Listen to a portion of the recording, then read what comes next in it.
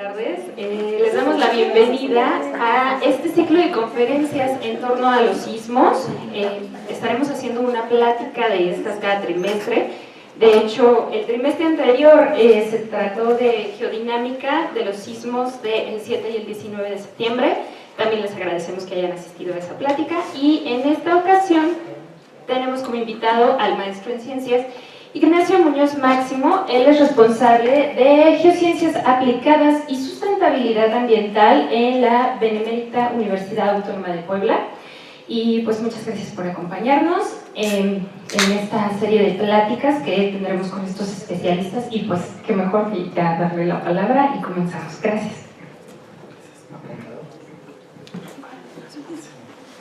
Hola, muy buenas tardes. Una disculpa por el retraso, pero ya saben que siempre entre México y Puebla no falta algo, ¿no? Entonces, no nos dejaban estacionar, pero bueno. Paso de control.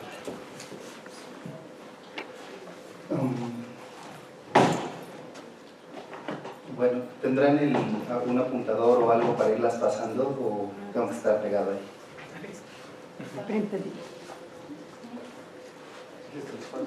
Yo creo que sí.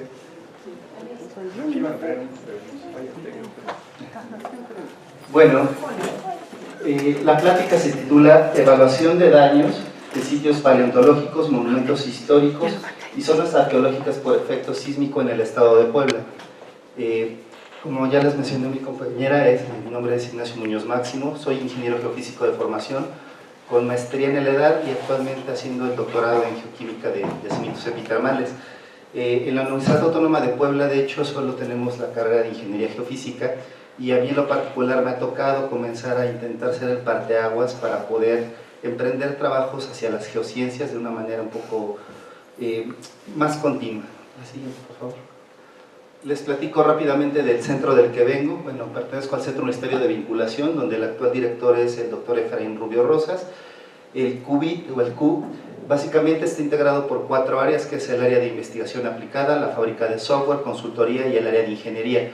Actualmente el área de geociencias se encuentra implícita dentro del área de ingenierías.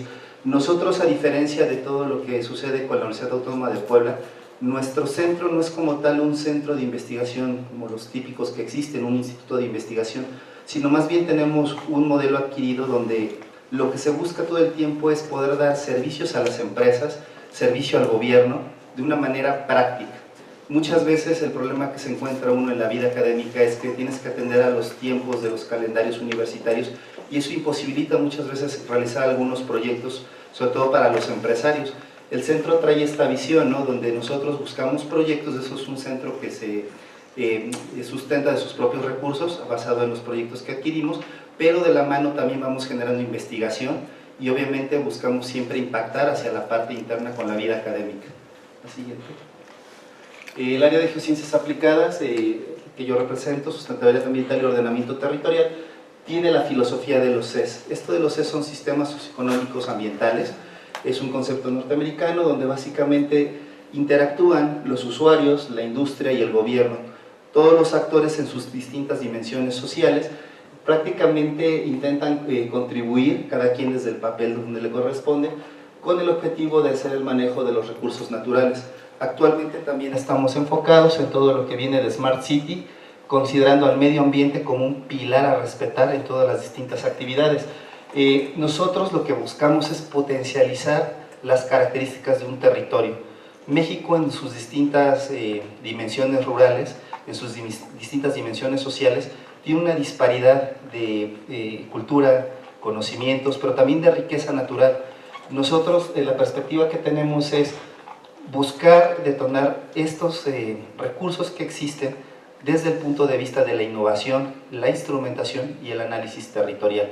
Prácticamente las áreas que nosotros estamos atacando es la parte de geoturismo y geoparques, energías renovables y también convencionales, llámese el petróleo, la parte de paleontología, arqueología, minería, seguridad alimentaria, pero con agricultura de precisión. La siguiente. Bueno, les voy a poner algunos videitos porque, bueno, yo como geofísico sé perfectamente qué es un sismo cuando me hablan de él. Y bueno, en estas breves imágenes, no duran más de 10 minutos todos, vamos a ver de manera muy introductoria, incluso los pueden encontrar en YouTube, sobre todo los procesos de la dinámica cortical, cómo estudiamos un sismo y qué información nosotros obtenemos de manera muy general para poder dar interpretación a los eventos sísmicos. Si le puedes dar clic al video. Aunque parezca que la superficie de la Tierra es muy estática, en realidad se mueve. El aumento y la disminución del calor en el interior de la Tierra provocan corrientes de convección. Estas pueden empujar las placas, lo que hace que se separen algunos centímetros al año. Puede parecer insignificante, pero los efectos son terroríficos. Es lo que provoca los terremotos, produce los volcanes, crea las montañas y tras millones de años mueve continentes enteros. Las placas tectónicas producen todos estos espectaculares acontecimientos y se pueden mover de tres formas diferentes.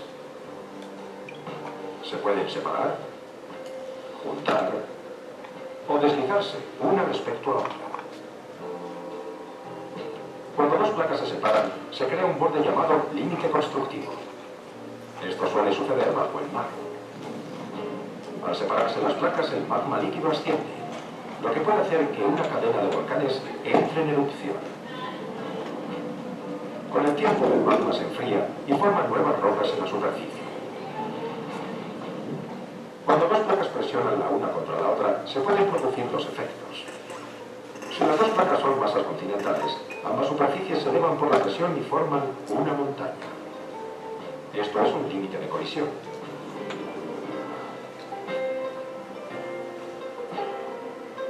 Pero si una placa oceánica choca contra una continental, la oceánica, de mayor densidad, se mete bajo la otra, en un proceso llamado subducción. En este caso se trata de un límite destructivo.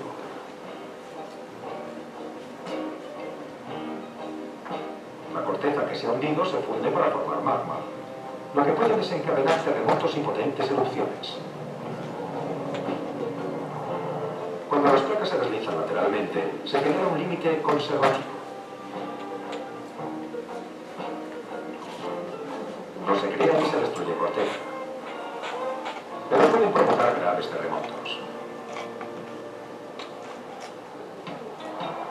El movimiento de las placas implica la continua remodelación de nuestro entorno a través del calor interno del planeta.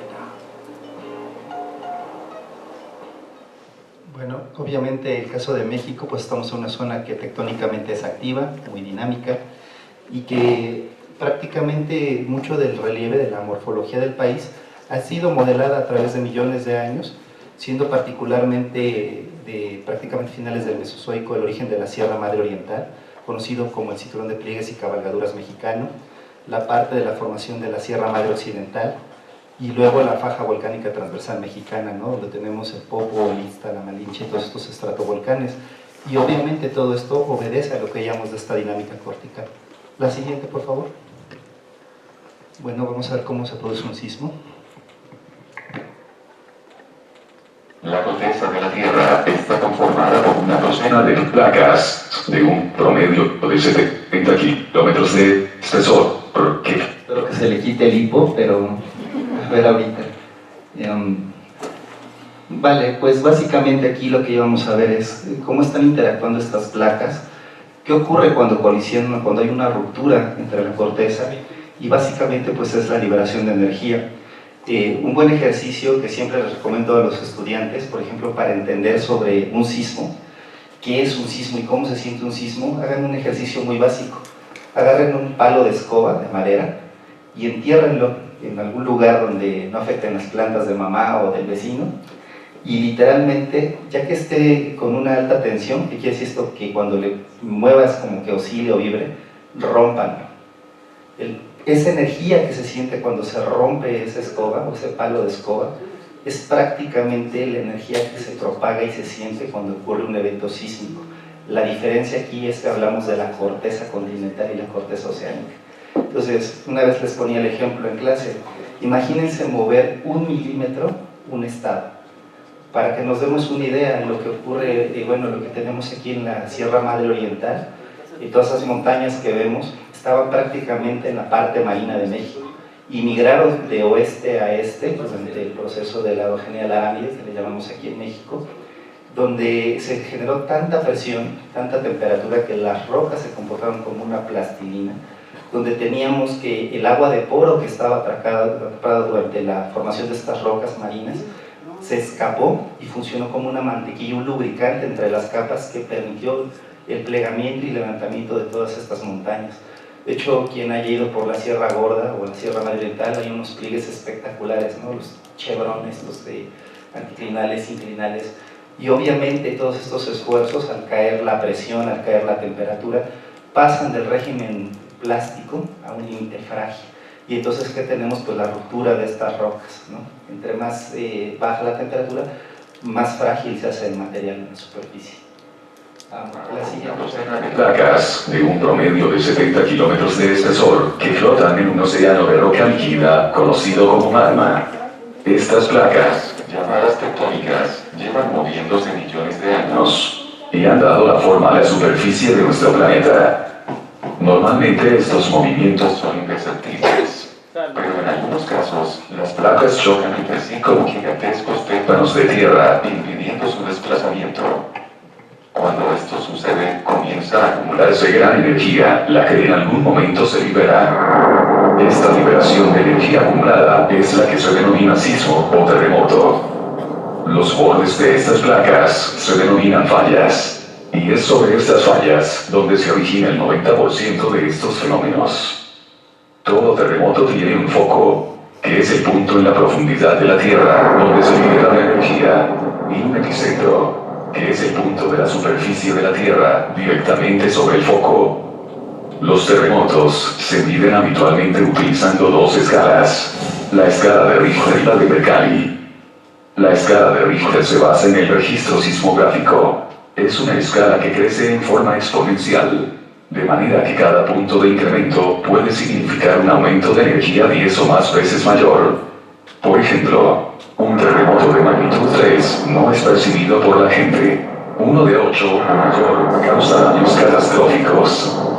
La escala de Mercalli no se basa en los registros sismográficos, sino en el daño producido en las estructuras y en la sensación percibida por la gente. Una magnitud de grado 9 de esta escala considera grandes daños en edificios, derrumbes parciales y pánico generalizado. Cuando un terremoto tiene epicentro en el océano, este provoca enormes movimientos de agua, llamados tsunamis. Los tsunamis son enormes olas que pueden viajar a más de 600 km por hora. En alta mar, la altura de la ola es pequeña, pero cuando llega a la costa, al encontrar profundidades menores, puede alcanzar alturas de 30 metros o más. Los tsunamis están formados por varias olas, que llegan separadas entre sí por unos 15 a 20 minutos, causando devastación y muerte en las costas donde golpea. El terremoto registrado más importante de la historia ocurrió el 22 de mayo de 1960 en la localidad de Valdivia, Chile, con una magnitud de 9,5 en la escala de Richter. Somos explainers. Explicamos todo. Sí, ponemos el otro. De hecho, el otro ya estaba editado, ¿verdad? Pero ¿es esto? Sí. Digo, esta es la explicación básica de qué son las ondas sísmicas. La energía de un terremoto, explosión u otra fuente sísmica se mueve a través de la Tierra como un frente de onda que se extiende en todas direcciones. Hay varios tipos de ondas sísmicas y cada uno se mueve de un modo diferente. Los dos tipos principales son las ondas internas y las ondas superficiales. Las ondas internas pueden viajar a través de las capas interiores de la Tierra, pero las ondas superficiales solo se pueden mover a lo largo de la superficie del planeta, como ondulaciones sobre el agua. Ondas internas o de cuerpo. Las ondas P. Ondas primarias o compresionales son las ondas sísmicas que más rápidamente se mueven. Lo hacen con un movimiento de empuje y tracción, que provoca que las partículas en la roca se muevan hacia adelante y hacia atrás en su lugar.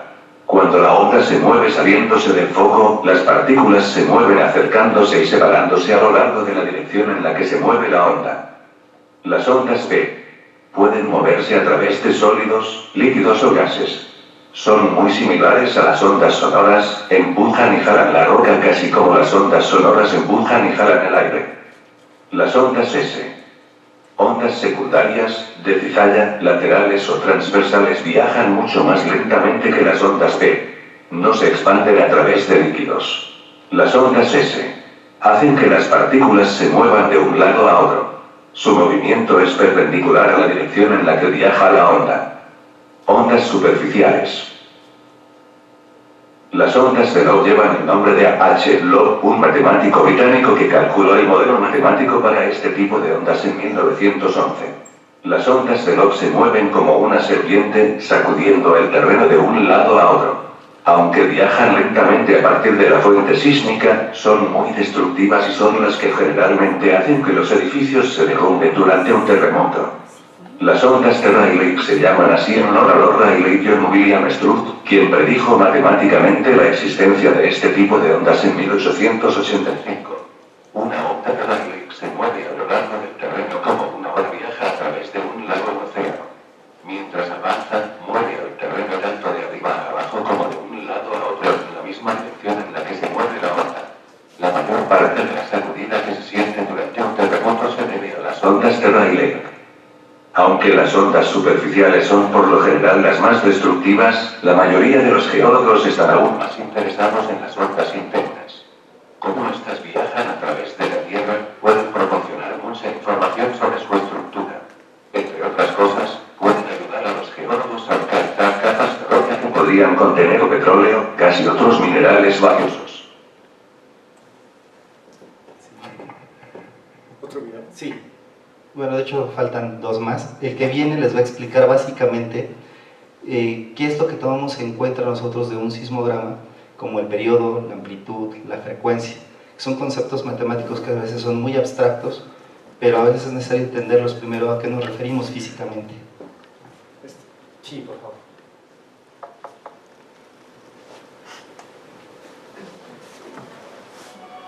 Cuando tiras una piedra a un estanque, se producen unos círculos concéntricos sobre el agua que se propagan cada vez más lejos y cada vez más grandes desde el punto en el que ha caído.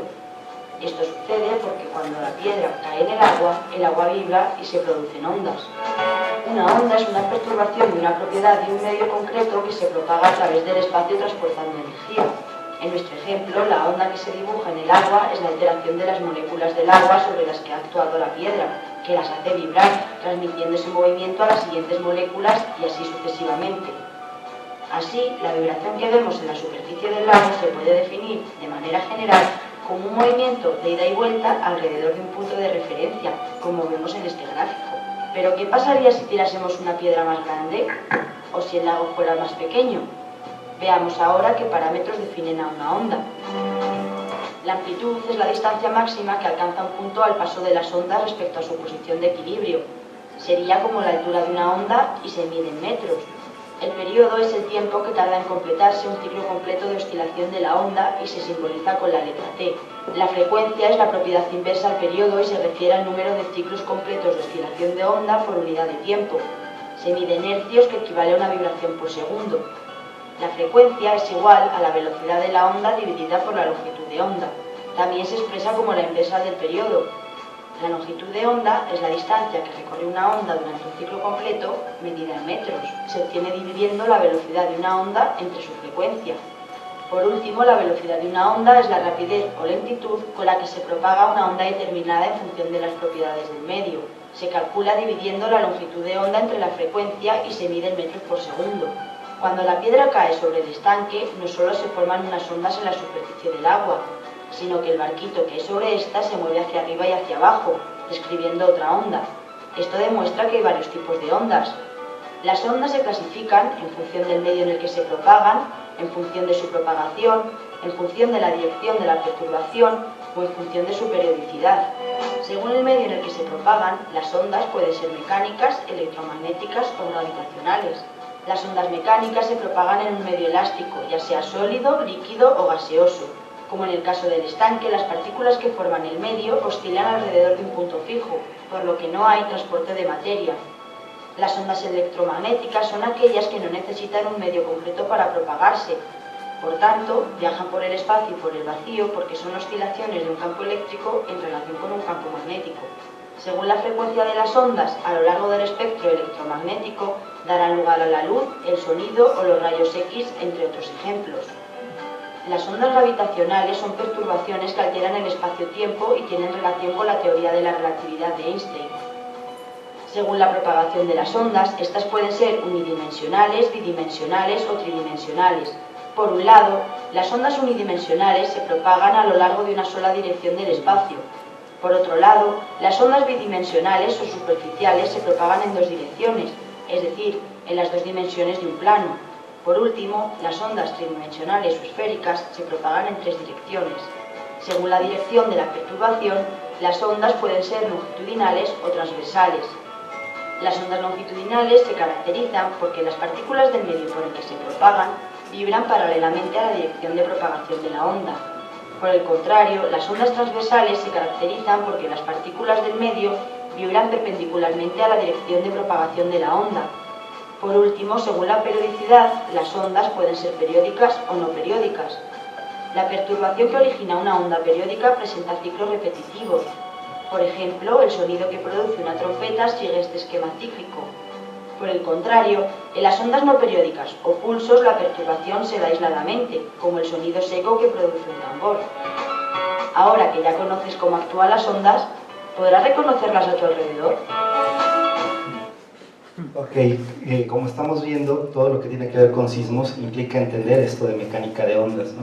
De hecho, si ustedes ven un sismograma, todo el tiempo estamos hablando de la liberación de energía de un punto, el foco, o el epicentro, hasta la parte donde se propaga y esta energía se va transmitiendo. Por eso era importante ver todo esto de ondas primarias, secundarias, Love y Rayleigh, porque dependiendo del tipo de onda, es la energía que se está propagando en el medio y son los efectos que va a ocasionar sobre los distintos materiales que esté viajando. De hecho, llevamos mucho después la parte de mecánica de rocas, porque hay un punto donde la geología y todos estos conceptos van de la mano. Nosotros la forma que tenemos de interpretar a través de un sismograma los efectos de estos sismos o el tipo de fallamiento que se produce es a través de unas esferitas que les llaman las clásicas pelotas de playas, que se conocen como mecanismos focales. Estos mecanismos focales te pueden hablar sobre la extensión, es decir, que en una zona de ruptura la corteza se está separando, las zonas de divergencia, o bien que las dos zonas están colisionando, ¿no? O bien que simplemente hay un desprendimiento, una ruptura, que sería un fallamiento normal. Entonces, antes de pasar ya a la demás parte de la plática, sí me gustaría que viéramos este último video de los mecanismos focales.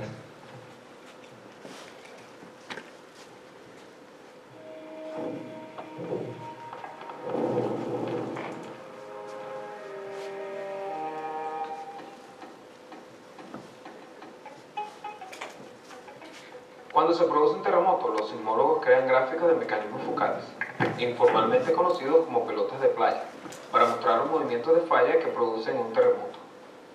Los mecanismos focales se basan en la dirección del arribo de la primera onda P. Vamos a investigar los patrones de arribo de ondas P que se derivan de los diferentes mecanismos de falla, considerando primero un terremoto de falla transcurrente. Cuando se produce un terremoto, las ondas sísmicas irradian fuera del epicentro en todas las direcciones. Las líneas verdes paralelas en los cuadrantes noroeste y sureste han sido comprimidas durante el terremoto, y en los cuadrantes noreste y suroeste fueron extendidas. Veamos a las ondas P alejarse del epicentro. Insertaremos resortes para demostrar y exagerar las características de compresión y dilatación. En el noroeste y el suroeste del epicentro, las rocas se comprimen y las primeras ondas P en arribar a esas estaciones son forzadas a alejarse del epicentro. Al noreste y suroeste del epicentro, las rocas se expanden y las primeras ondas P son forzadas hacia el epicentro. Los arribos de dilatación y compresión a menudo se muestran como signos positivos y negativos, respectivamente. Con las observaciones de muchas estaciones, vemos dos cuadrantes con arribos de compresión y dos cuadrantes con arribos de dilatación, separadas por planos nodales perpendiculares. Para simplificar la ilustración, los cuadrantes de compresión pueden ser sombreados y los cuadrantes de dilatación se pueden dejar sin sombrear, produciendo un patrón de ondas P primer movimiento que se asimila a una pelota de playa. Se puede observar que este patrón de dilataciones y compresiones puede ser producida ya sea por fallado lateral derecho en un plano de falla norte-sur o un fallado lateral izquierdo sobre un plano de falla este-oeste. Por lo tanto, se debe utilizar el conocimiento de la geología en la región para decidir cuál plano nodal es el plano de la falla. Por ejemplo, si un terremoto con epicentro en la falla de San Andrés con un mecanismo focal parecido a este, la opción más probable sería que el plano de falla esté orientado noroeste-sureste, paralelo al punto de choque de la falla que observamos en la superficie. Consideremos ahora un terremoto lateral derecho en la zona de fractura de Kane en el Atlántico. Este terremoto producirá compresión en los cuadrantes noreste y suroeste, y la dilatación en los cuadrantes noroeste y sureste. Dado a que no existen sismómetros en las cercanías, los primeros patrones de arribo de las ondas P se observan en las estaciones distantes.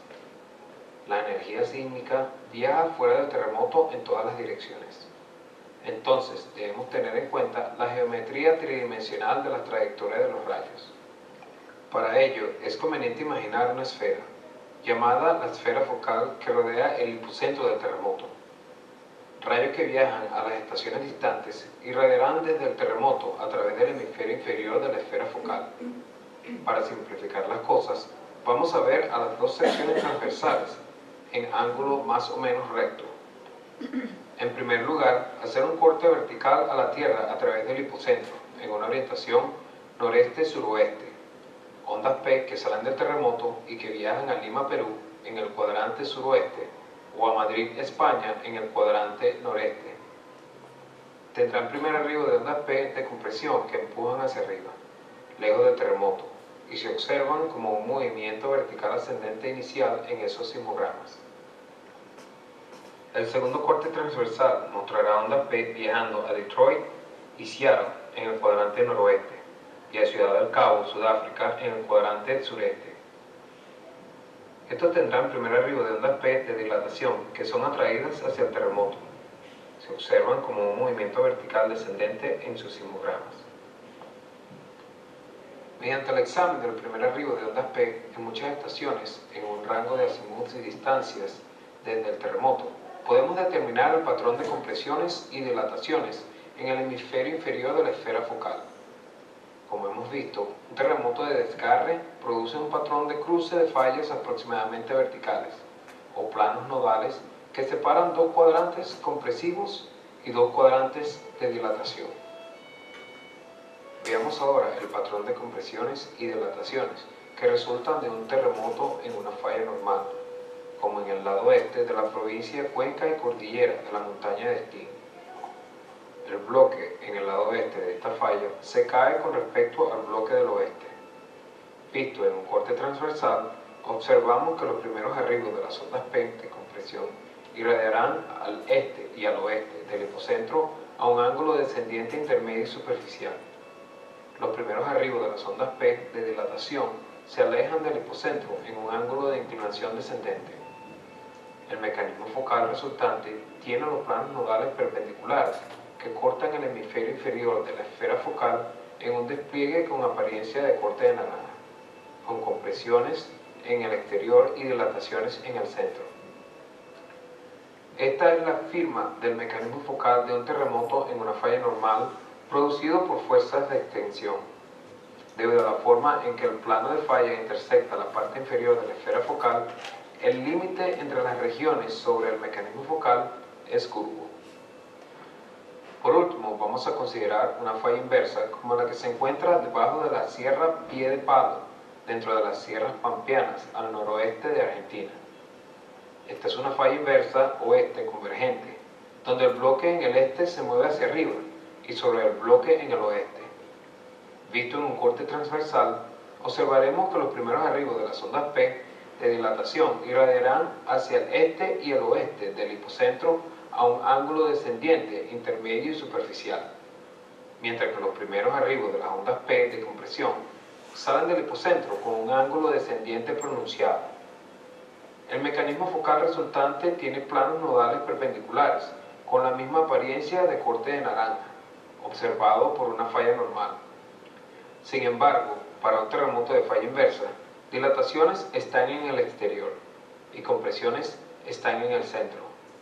Este mecanismo focal, ojo de gato, es la firma de un terremoto en una falla inversa, producido por fuerzas tectónicas de compresión.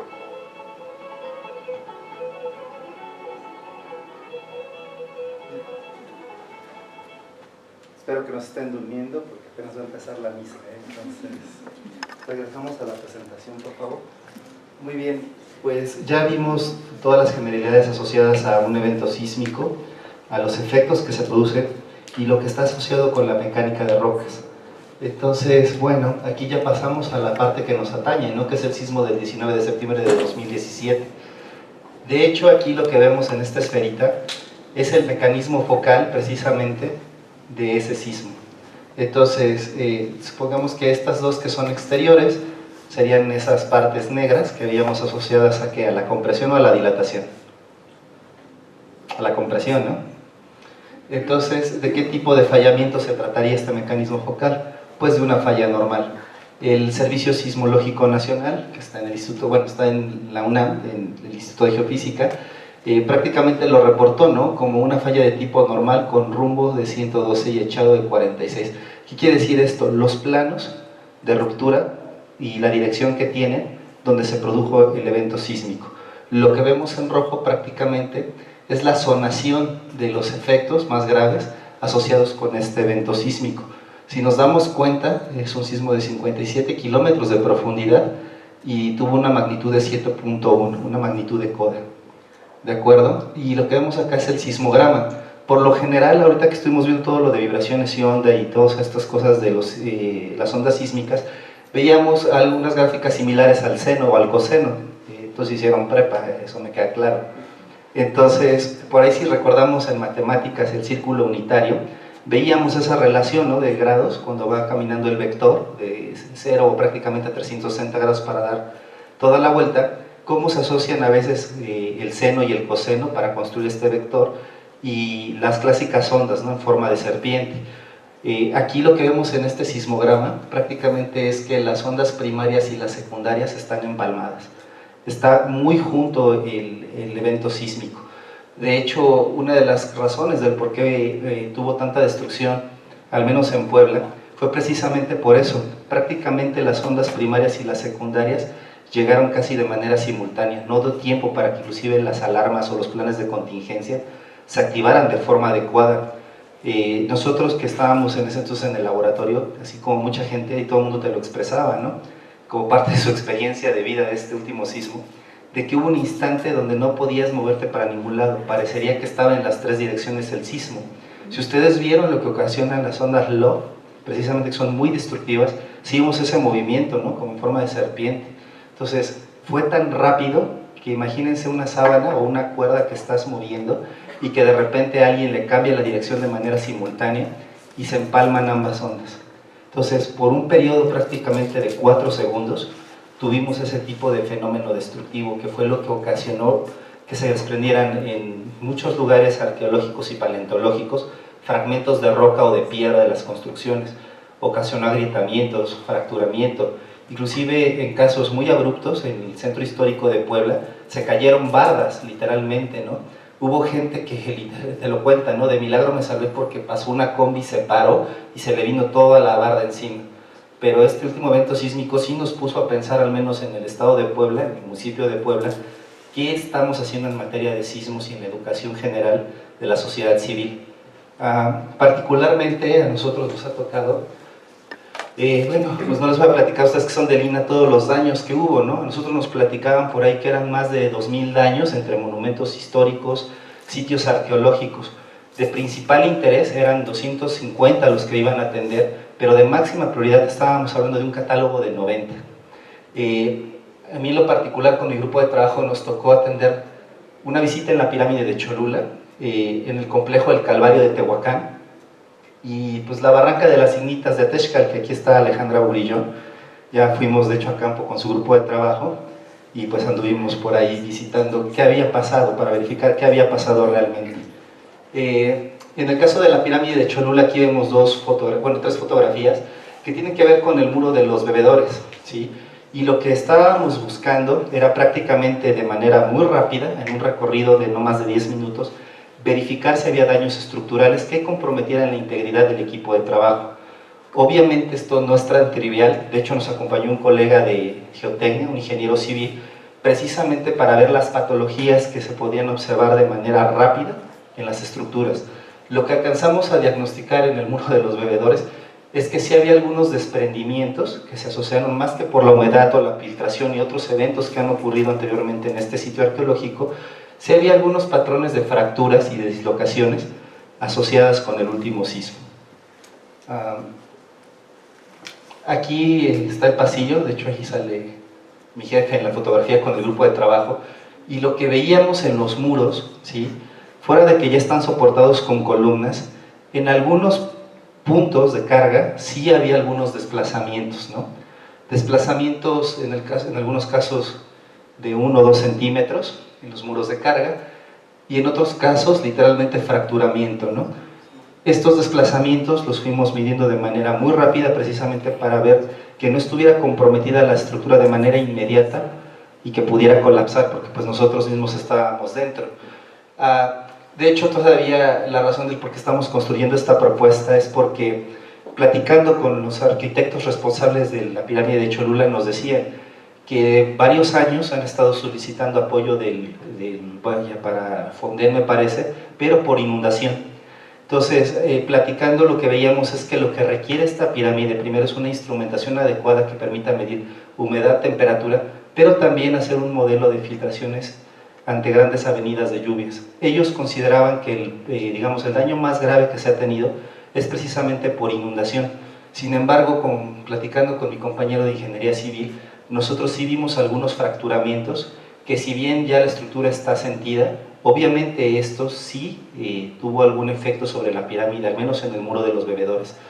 No ingresamos a otros sitios porque este era el objeto de estudio, pero de hecho por eso estamos construyendo esta propuesta, porque obviamente de nuestro interés es que no se pierda el muro de los bebedores, sino que se pueda rescatar y que no se comprometa la seguridad de los trabajadores, en este caso de compañeros de ustedes del INA. En el caso del complejo El Calvario de Tehuacán, bueno, pues no es que sea típico, ¿verdad?, que de repente una estructura, una construcción, un monumento histórico o arqueológico quede abandonado ahí, a veces por las autoridades locales, ¿no?, o a veces no se tenga el presupuesto para poder, con el financiamiento adecuado, darle el mantenimiento. El caso del complejo El Calvario en Tehuacán, pues es un pequeño monasterio ya viejo, de la época de la colonia, donde se construyó un auditorio con una veladura precisamente para distintos eventos artísticos. En el año de 2015, si no mal recuerdo, se vinieron lluvias muy intensas en Tehuacán. El problema que tuvo la estructura es que no tuvo el drenaje suficiente y tuvo una primera fracturación donde hubo un colapso de una barda. Obviamente la estructura, al estar tocada, mientras están haciendo los peritajes, toda la parte de protección civil y todos los demás diagnósticos que se tienen que realizar, se ve afectada por el evento sísmico. Bueno, hablamos siempre del de 19 de septiembre, pero no hay que olvidar que hubo uno con epicentro en el mar en Chiapas, ¿no?, que si bien fue de tipo oscilatorio, si no mal recuerdo, y no ocasionó tanta destrucción, obviamente que pues es como cuando estás poco a poquito molestando algo, ¿no? Entonces de alguna manera la estructura ya estaba también tocada, y con el evento del 19 de septiembre sí pudimos identificar algunas fracturas asociadas con el sismo. Inclusive dentro de las cosas que se pedían era diagnosticar si pasa una falla por debajo del complejo cultural El Calvario. Lo que pudimos identificar ahorita en los primeros trabajos, de manera preliminar, es que obedece a dos tipos de fracturas, unas denominadas F1, que son las fracturas asociadas prácticamente en dirección este-oeste del complejo El Calvario, que estaban asociados con este evento de máxima lluvia, ¿sí?, con esto que fue por carga hidráulica, no había un buen drenaje, pum, tronó la estructura por carga, pudimos ver que no había la suficiente compactación en el suelo y obviamente el material terminó por ceder y se fracturó. Pero también pudimos identificar este grupo de fracturas que son de tipo secundario y que prácticamente son perpendiculares a estas que obedecen al desprendimiento por lluvia. Y estas se produjeron, inclusive el cuidador del templo nos los dijo, esto no existía previo al sismo. Se ocasionaron por el sismo del 19 de septiembre. Bueno, aquí lo que tenemos es un pequeño video, no sé si le puedes poner, porque dentro del trabajo que estamos haciendo también es verificar con drones, ya que está dentro de la ciudad, si se alcanza a ver alguna dislocación con la empresa que está prácticamente al costado del complejo El Calvario, que es una productora de huevo, si hay alguna otra dislocación de la estructura. Bueno, el video no es tan lento, más bien creo que es por la resolución, bueno, la máquina. Pero básicamente lo que hemos estado haciendo nosotros en todos nuestros trabajos es poder adquirir un conjunto de fotografías tipo mosaico, hacer una ortofoto y en algunos casos hacer imágenes de tipo multiespectral para poder contrastar de una manera más eficiente los patrones geométricos. De hecho, cuando hay una ruptura o una dislocación, cambia la geometría, ¿no?, de la parte que tú ves, digamos, en planta. Entonces, el objetivo de hacer estos análisis con el dron es prácticamente poder diagnosticar este tipo de patologías que hubieran podido ocurrir inclusive al costado del complejo El Calvario. ¿Por qué? Porque ya que lo que se nos pedía era un estudio geológico y que querían que identificáramos si hay una falla geológica, una falla, por muy local que sea, no abarca 1 metro o 2 metros o 3. Entonces, si existía o existe esa falla geológica in situ, obviamente que un predio que tiene menos de 1000 metros cuadrados y que está junto de otros dentro de la ciudad, tendría que tener alguna afectación, como en el caso de lo que ocurrió en el complejo del Calvario, inclusive comparten barda, ¿no? Afortunadamente no observamos ninguna afectación dentro de las estructuras. ¿Qué quiere decir esto? Que parece que obedece más a una mala construcción de la obra, una mala planeación, y obviamente al estar sentida con eventos naturales previos, pues se vio afectada por el sismo. Yo creo que mejor pasamos, porque esto de los videos está muy lento. ¿Me damos siguiente? Sí, por favor. Bueno, finalmente el tercer caso, que es la barranca de Ateshka, las Ignitas, también ya las conoces, pues es una zona que regionalmente es muy rica en fósiles marinos, ¿no? Inclusive prácticamente a gente como el doctor Luis Espinosa le hablas de Ateshka y te dicen, ¿no?, los arrecifes de coral, los arrecifes marinos de la era de los dinosaurios prácticamente. Nosotros, estando junto de la presidencia municipal en una casa, es impresionante porque literalmente tiene una colección de fósiles que les ha permitido hasta en sus muros tenerlos incrustados, ¿no?, como mampostería. Es una región que es muy rica, que está prácticamente tirada ahí en el sureste de Puebla, porque si bien se hace trabajo de investigación científica, no ha permitido que se dé un, ¿cómo llamarlo?, un seguimiento técnico adecuado por el personal adecuado, que puede inclusive generar a lo mejor una ONG. Las personas tienen el interés de que esto se conozca, de que se genere turismo.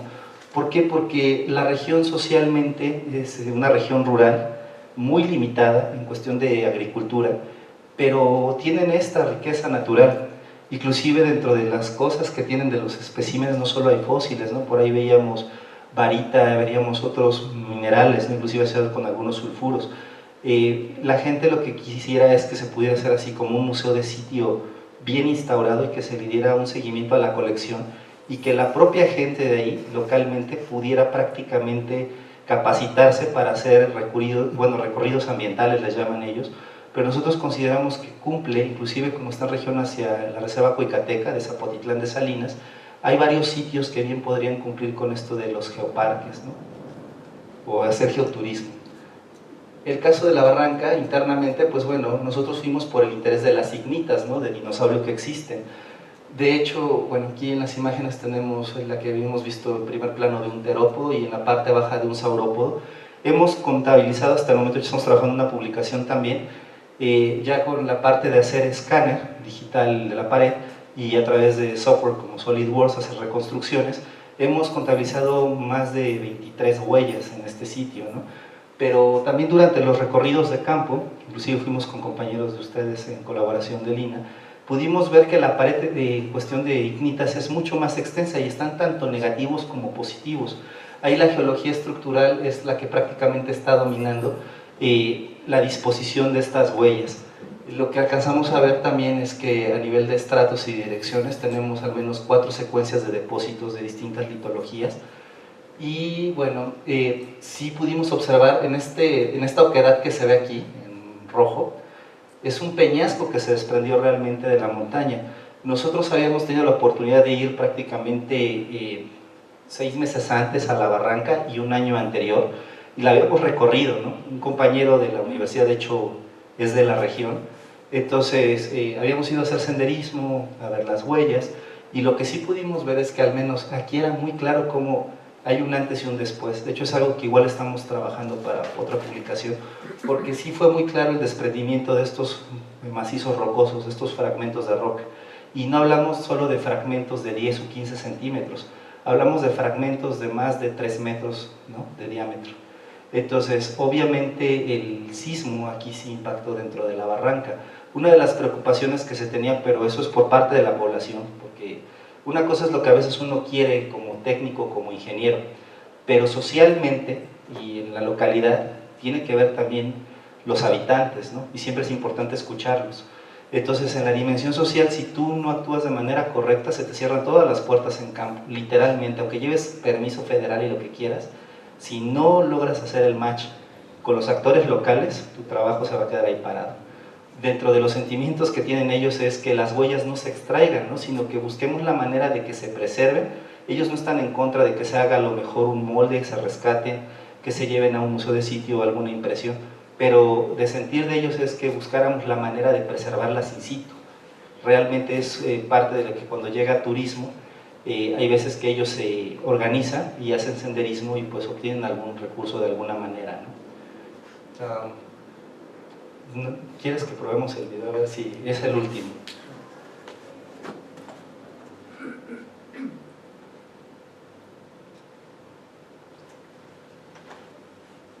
Bueno, este no está tan lento.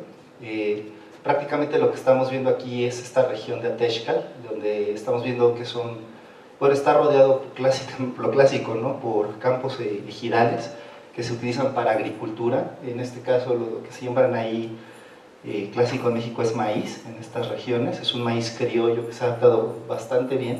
Y ya vemos aquí la barranca. Esta es la famosa barranca que contiene las ignitas.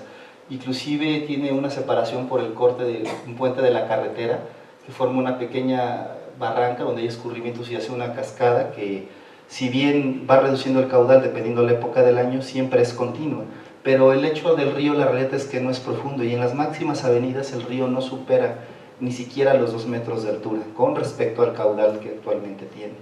Entonces, dentro de los argumentos que se nos daba inclusive de la preservación de las huellas, es que nos decían, y sí lo entendemos como ingenieros, ¿no?, oye, es que está en zona federal y está en una barranca y tienes arcillas y tienes esto. Bueno, dices, sí, pero de eso trata la ingeniería, ¿no? Tienes que buscar dar soluciones a este tipo de problemas. Quizás lo más tangible, lo más lógico sería decir, bueno, llego, protejo el material de alguna manera y lo extraigo y me lo llevo para que se preserve, ¿no? Yo pienso que con lo que hemos platicado con la gente esto generaría una resistencia social, y no se trata de eso, ¿no?, sino que se trata de que puedas colaborar y ser partícipe en relaciones positivas del entorno social donde tú estás trabajando. Aparte, pese a que está la barranca y tiene este pequeño riachuelo, que literalmente corre prácticamente del Noré al Surú, sí tiene condiciones para trabajar. Últimamente se han desarrollado múltiples tecnologías, el caso de la hidrosiembra, para la estabilización de taludes. Entonces puedes impactar con un proyecto de manera amigable, sustentable con el ambiente, pero también sostenible socialmente. Entonces, ¿se acuerdan que al principio de la presentación les ponía que la filosofía de nosotros es trabajar bajo el esquema de los sistemas socioeconómicos ambientales, ¿no? Pues precisamente tiene que ver con esto, considerar las múltiples dimensiones sociales para impactar en un territorio y que no generes resistencia social. Eso siempre es importante.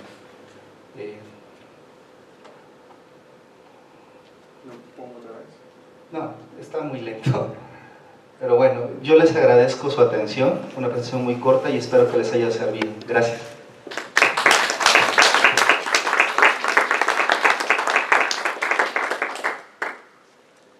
¿Alguna pregunta?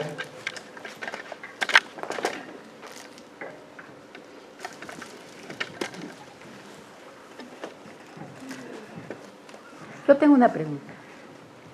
Acabo de leer de que en la universidad, no la UAP, sino la otra, ¿UPAE? ajá, dicen que el sismo del 99 se puede repetir por ciclicidad. Ok, la primera regla en sismología es que un sismo no se puede predecir. Si bien ahorita veíamos unos cortometrajes, ¿no?, que son muy light, por así decirlo, muy sencillos, pero que son explicativos. No se preocupe, muchas gracias. Entonces, para empezar, un sismo no se puede predecir, y eso que por ciclicidad no es tan trivial. Yo pensaría que más bien hay que estar viendo lo que nos dicen nuestras autoridades, Protección Civil, por ejemplo, el Servicio Sismológico Nacional, y un sismo ocurre en cualquier momento. Ha habido lugares donde no tienes evidencia de que vaya a ocurrir y ¡tras!, de repente truena. Entonces, yo pensaría que es muy aventurado poder anticipar, decir, es que va a ocurrir por ciclicidad. Yo les ponía el ejemplo una vez a unos compañeros, ¿no? Veo el cielo nublado y voy a decir, ¿sabes qué? Estoy casi seguro que va a llover, y a lo mejor te están cayendo unas gotitas de agua. U otro ejemplo, ¿no? Aviento un vaso con agua, bueno, la pura agua hacia el techo, y digo, me voy a mojar, ¿no?, si no me muevo. Para mí es así lo que a veces dicen en materia de sismología. La realidad es que no se puede predecir. Parecería que hay cosas que son lógicas, pero inclusive la forma en cómo se van acumulando las cargas energéticas para que se produzca un sismo son de tipo logarítmicas, ¿no? Entonces, al menos como geofísico, lo que yo les puedo decir es que no se pueden predecir. Hay, por ejemplo, obviamente, veíamos lo de la dinámica cortical, tenemos en el caso de cercano aquí Ciudad de México y Puebla, pues tenemos la parte de la trinchera oceánica donde subduce la placa de Cocos por abajo de la placa norteamericana.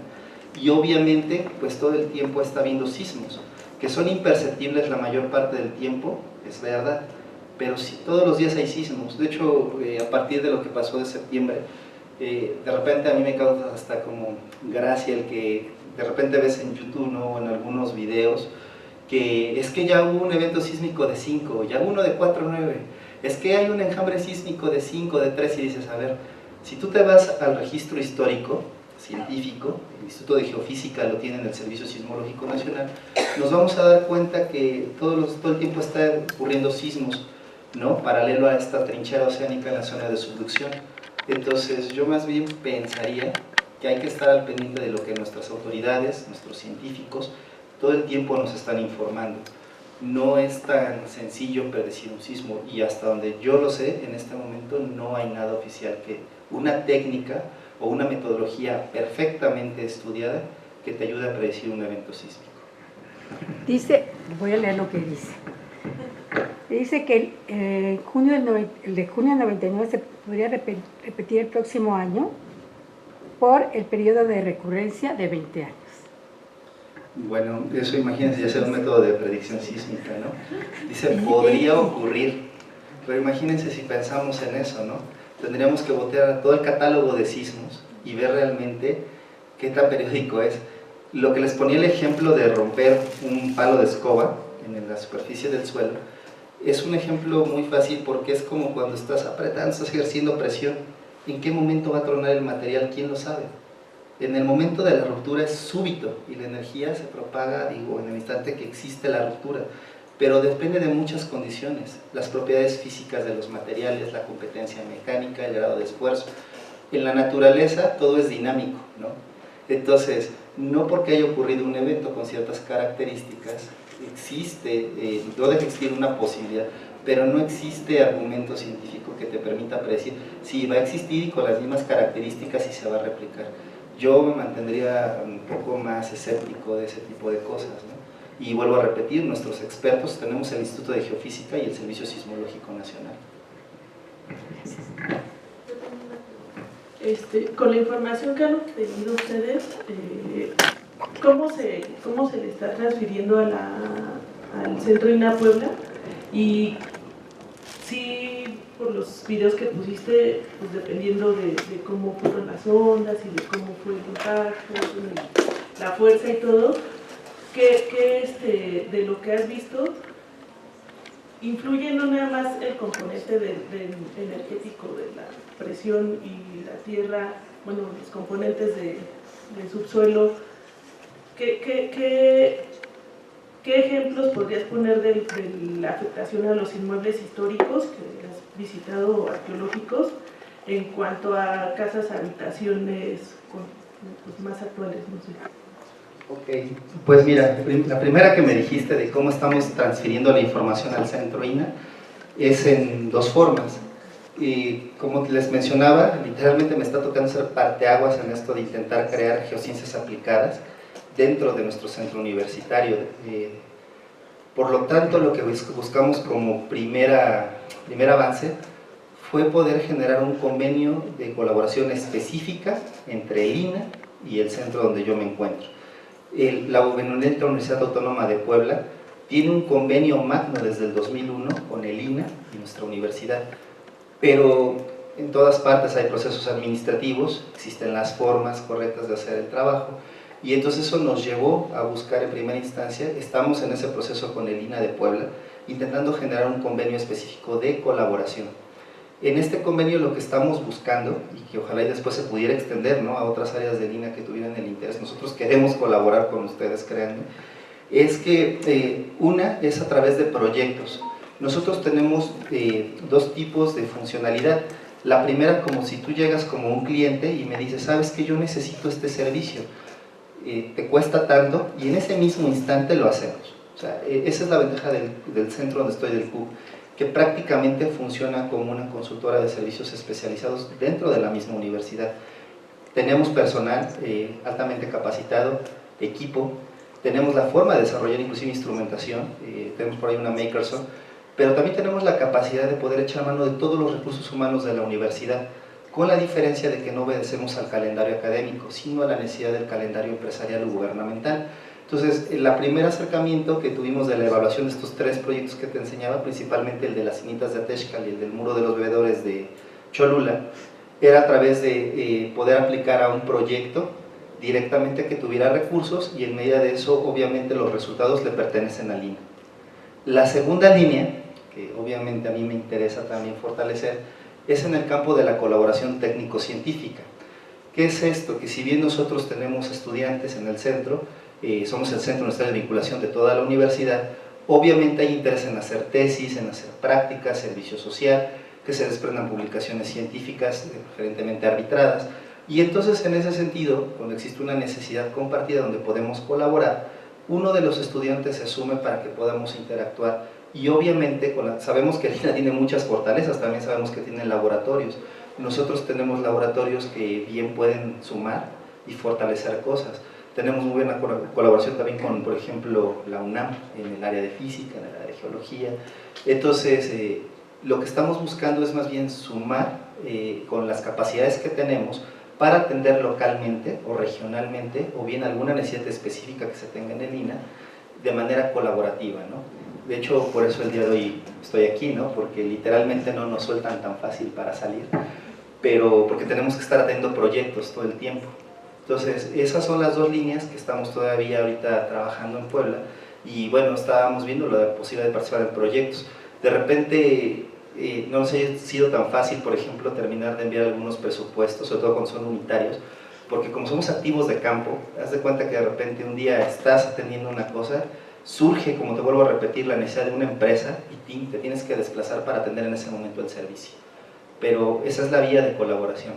Respecto a lo que me decías de qué fue lo que pudimos observar en casas habitaciones, en monumentos históricos y sitios arqueológicos, pues vamos a empezar por las casas habitación. Existe un problema de construcción de mampostería. En el caso de Puebla también se ha ido expandiendo la mancha urbana a un ritmo tremendo. Me tocó evaluar prácticamente mediante imágenes de satélite, mediante percepción remota, las famosas Lanza, desde 1984 hasta el año 2014, y lo que veíamos es que la expansión de la mancha urbana prácticamente de 1989 hasta el 2014 creció en un 700%, es una barbaridad. Entonces, resultado de esas migraciones poblacionales que hemos vivido, gente que se fue inclusive de Ciudad de México a vivir, que viene del estado de Morelos, que viene del norte inclusive, viniendo de problemas sociales un poco más severos, se construyeron muchísimos Infonavits, se construyeron edificios que la mampostería prácticamente ahora con el sismo, tú encuentras las fracturas, algunas fisuras, o de plano el desprendimiento de mampostería. De hecho, en materia de daños en edificios de casa-habitación, dentro de la ciudad de Puebla todavía se siguen haciendo cuantificaciones y trabajo por parte de Protección Civil, porque se está buscando atender.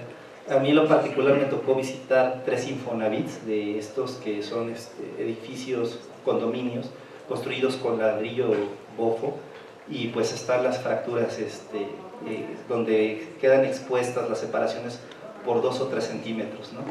Ya se tomaron cartas en el asunto en su momento el año pasado y sí se hizo la remediación adecuada por parte de las autoridades locales.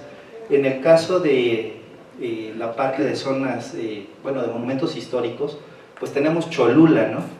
Que si bien en el catálogo no había entrado, hubo daños a varias de las cúpulas, hubo daños también en las entradas, en donde están los arcos, las partes de flexión de las cargas, ahí se concentraron muchas fracturas. En el caso del complejo El Calvario no se habían dado cuenta, cuando fuimos a la visita, rápido diagnosticamos, ¿no? Que en donde está la parte de máximo esfuerzo en las partes externas de los arcos de carga del templo, había fracturas que estaban asociadas con el sismo.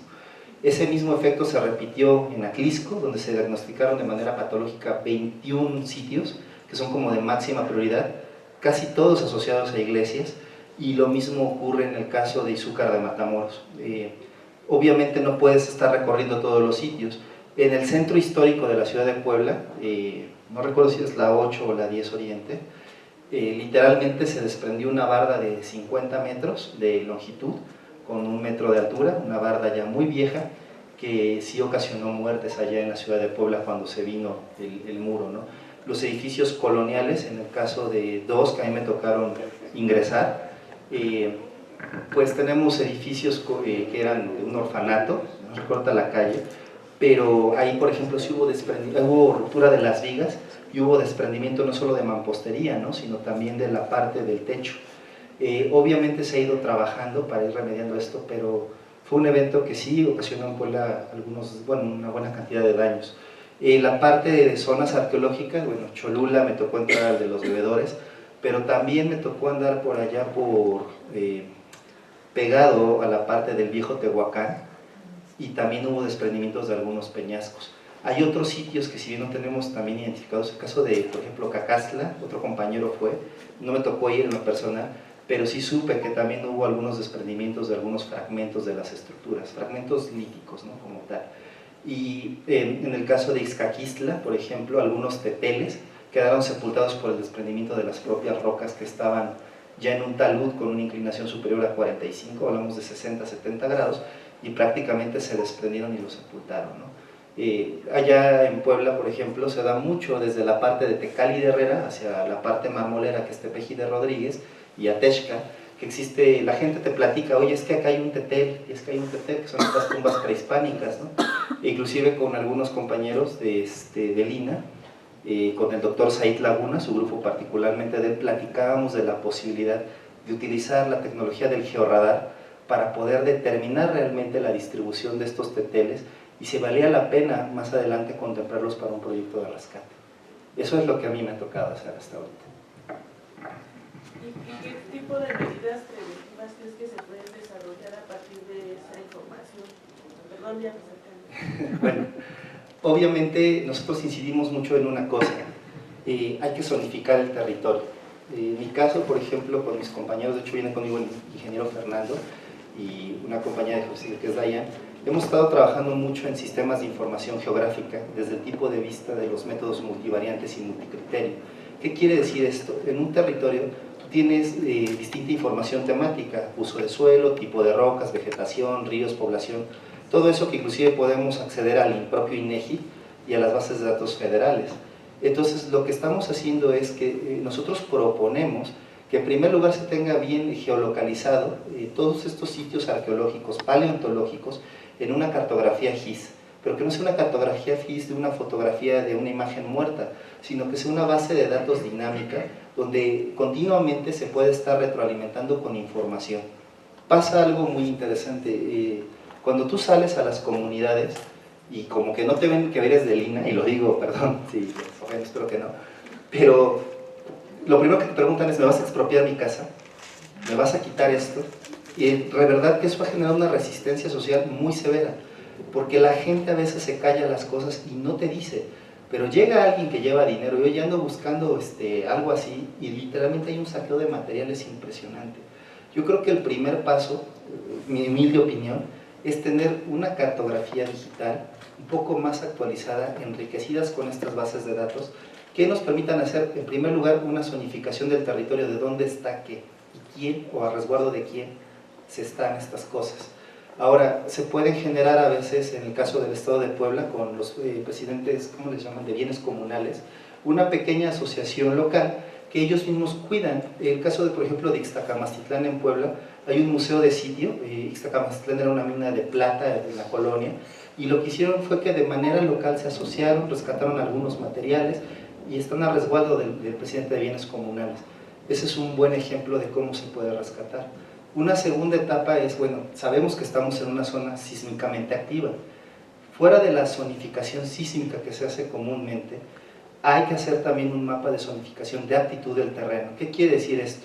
Cuando se construyó durante la colonia, por ejemplo, el centro histórico, algunas iglesias, la densidad poblacional, las vías de transporte, inclusive y comunicaciones, no eran pero para nada idénticas a lo que son ahora, ¿no? Difieren completamente. ¿Qué quiere decir? Que a lo mejor en su momento, ante un evento sísmico, no iba a haber vulnerabilidad tan alta. Hoy en día se requiere reactualizar una zonificación pensando en la vulnerabilidad, primero de las personas y luego del propio sitio. Hubo un caso por allá en Puebla, no recuerdo bien si fue en el centro histórico o fue un poquito más alejado de ahí, donde se cayó una edificación reciente. La edificación era de 4 pisos, colapsa y aplasta el sitio histórico. Se perdió. Entonces, muchas veces ahí radica que nuestras autoridades, cuando dan el cambio de uso del suelo, lo hagan de manera apropiada, ¿no? Entonces, yo pensaría que por ahí es. Sí, hola, buenas tardes. Buenas tardes. Sí, un poco de esto último que estaba comentando, que, bueno, 2 cosas. Una, en el caso de Izcaquistla, pues ahí el problema es que generalmente estas tumbas están en propiedad privada y, bueno, cuando justamente saben que pueden llegar a tener un valor, a veces hasta los mismos propietarios, sin necesidad de expropiar, por supuesto, pero a lo mejor de convenir algún tipo de pago por el terreno, ¿no? A veces incluso lo llevan a costos altísimos, ¿no? Que eso también es un inconveniente, digo, lo mando como sobre la mesa, pero realmente mi pregunta iba por otro lado, que es, si yo ya tengo detectada una zona en donde sé que hay fracturas o que hay un problema de suelo justamente, pero lamentablemente coincide con un inmueble de gran importancia histórica o arqueológica o lo que usted quiera, pues obviamente es una zona vulnerable. ¿Qué tipo de acciones podríamos hacer en un caso así? O sea, porque no podemos mover el inmueble, ¿no? ¿Hay manera de hacer algún tipo de relleno? ¿Algún tipo de uso? Porque justamente ayer, por casualidades de la vida, estaba viendo el uso de gatos hidráulicos y otras cosas. Entonces no sé en qué han pensado ustedes para casos así. Digo, a lo mejor no lo han pensado, no lo sé, ¿no? Bueno, le voy a platicar 2 cosas. Hemos estado revisando cartografía geológica, histórica, reciente, de fuentes oficiales, de trabajos técnicos, y algo que nos quedó claro es que las fallas que al menos están por el municipio de Puebla y en el Valle de Puebla están cartografiadas por todos lados, pero no hay donde estén confluyendo. Inclusive nuestro propio Atlas de Riesgo, que tuvo una actualización, te ponen falla, pero no te ponen si es falla normal, si es una falla inversa, que obedece, si es activa, si es inactiva. Inclusive con Protección Civil del municipio de Puebla estábamos proponiendo ser partícipes de la actualización del Atlas de Riesgo Natural en materia de fallas geológicas. ¿Por qué? Porque la geología estructural aquí juega un papel crucial para entender dónde está asentado qué.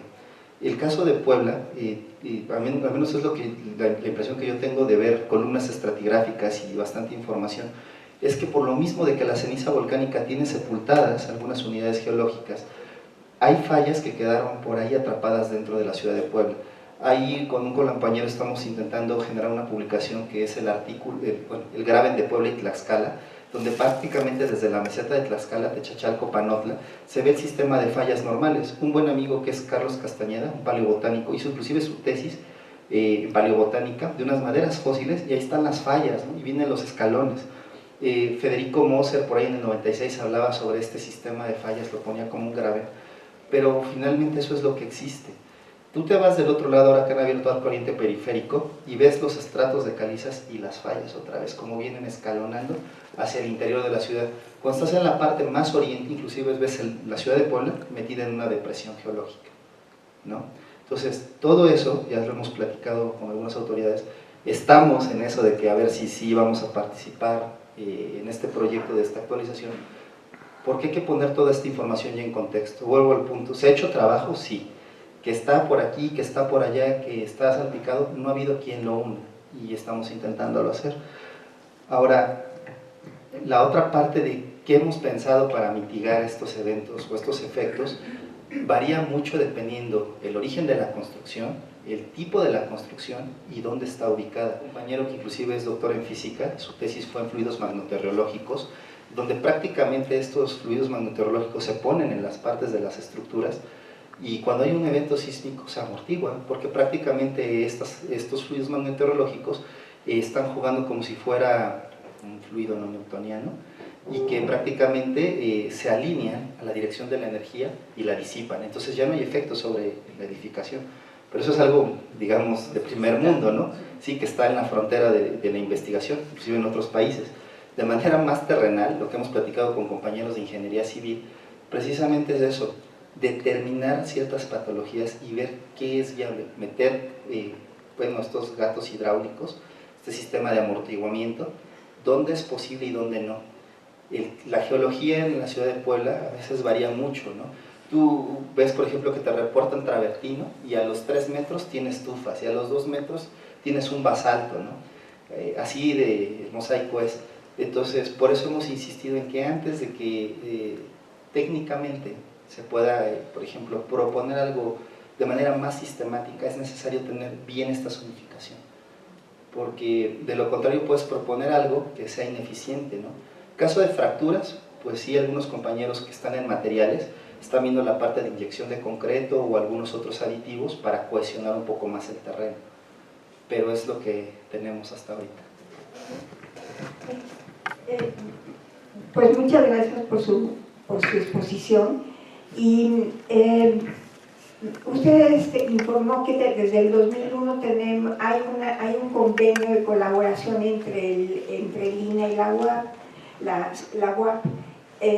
Quería saber exactamente con quiénes se está trabajando y cuáles son los proyectos que están involucrados alrededor de este convenio.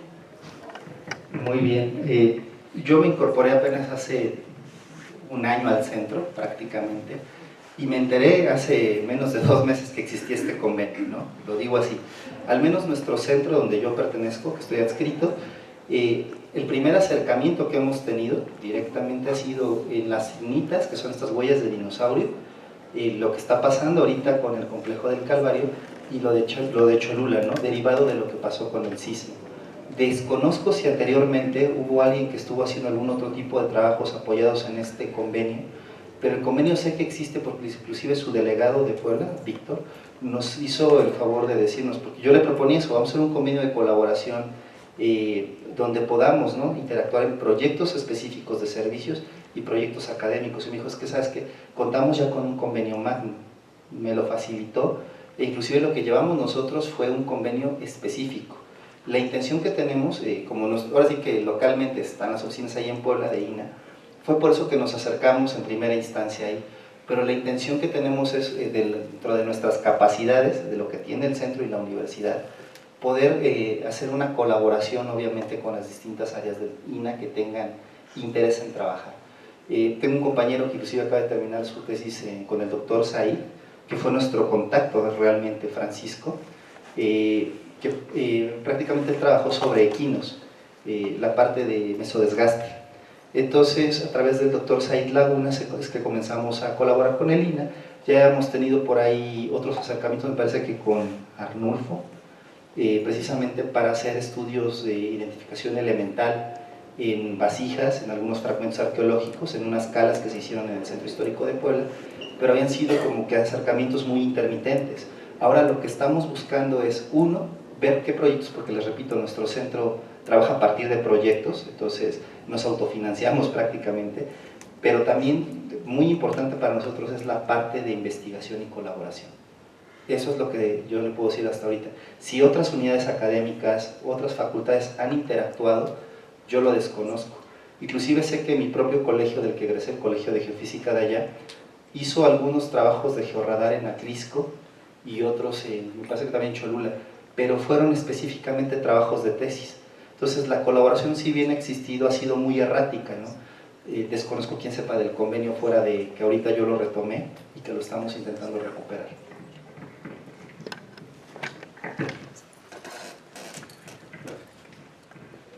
Buenas tardes. Mira, yo visité un templo con daños y presentaba unos daños muy peculiares, y esto me surgió algunas dudas con respecto a que si un sismo de alta magnitud como los que acaban de suceder pueden modificar las características geológicas del subsuelo, como los niveles freáticos o algunas arenas que puedan reducir la resistencia del suelo. Ok, esa es una muy buena pregunta, y de hecho ya viví algo así en Tlapa Guerrero hace como 4 años. Anduvimos por todo lo de allá y Olinalá. ¿Por qué? Porque la región de allá era muy rica en producción de agostadero de mamey.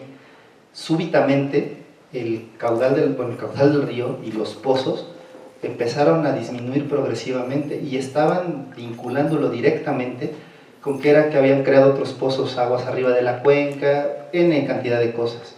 Curiosamente, cuando nos pusimos a revisar desde cuándo comenzó el fenómeno, coincidía con el evento sísmico de 1999. La geología estructural, vuelvo al punto aquí, es base para entender este tipo de fenómenos. ¿Por qué? Porque a veces podemos tener manantiales que están directamente conectados con la carga supralitostática de una falla geológica.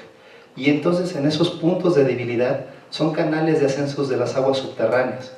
Eso por un lado. Tú cambias, por ejemplo, si se mueve la falla, a lo mejor si tenías una apertura de, no sé, 10 centímetros, que es muchísimo, ¿no? Y por ahí estaba fluyendo el agua de manera continua, al moverse el bloque quizás queda cerrado y el agua busca caminar por otro lado y se te desvía. Otro caso que también tuvimos, por ejemplo, fue precisamente, y no necesariamente por un sismo, se incrementa, por ejemplo, en la parte superficial con una construcción de toneladas, la carga supralitostática, y yo les ponía el ejemplo, imagínate una bolsa de agua que tienes en la mesa, y pues está ahí, pero llega alguien que pese más que yo, imagínense, más de 100 kilos, y le pone la mano encima, y se recarga. El agua, ¿qué va a hacer? Pues va a buscar caminar, y entonces en el buscar caminar entre los poros y los intersticios, dependiendo de las características de transmisibilidad, conductividad, podría cambiar de dirección el flujo, y entonces si el flujo se encuentra, por ejemplo, con una zona de arenas, comenzárselas a llevar, ¿no? Si bien no es como tal un socavón, porque eso es más de la obra civil, pero puede dar inicio al desplazamiento de algunas partículas, si existen las condiciones mecánicas en el suelo, para que puedan viajar por transmisibilidad, conductividad y porosidad de las propias rocas, hasta que encuentre un nuevo estado de equilibrio el agua.